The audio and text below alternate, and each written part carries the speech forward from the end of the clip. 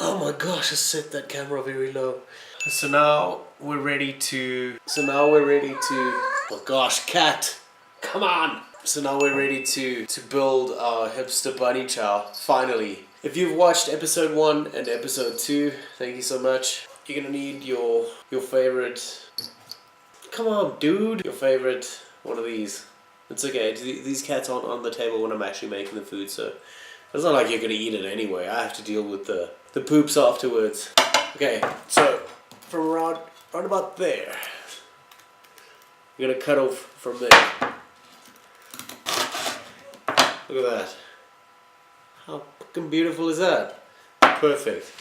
Oh, I hurt my butt. Now we're going to hollow this out and remove the innards. And with a spoon, I don't want to talk like that, otherwise I look like that binging with Babish guy.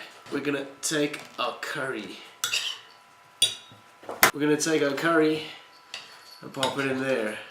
Now, this particular one came out fairly small, but it's fine. You can make yours a bit bigger, which I recommend you do. Oh my gosh, dude. I'll pop that there.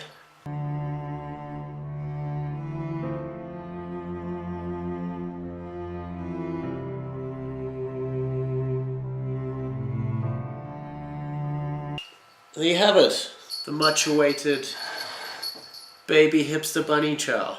No bunnies were harmed, even though we sadly used meat. Next one you can substitute it for some brinjals if you want, or some mushrooms would work quite well. Just up the vegetables. That's about it.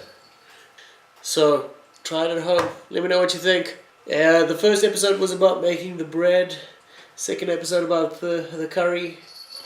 And this episode is about building this one, which was kind of pointless. Could have just done 2 episodes instead of 3. But I'm just milking the content.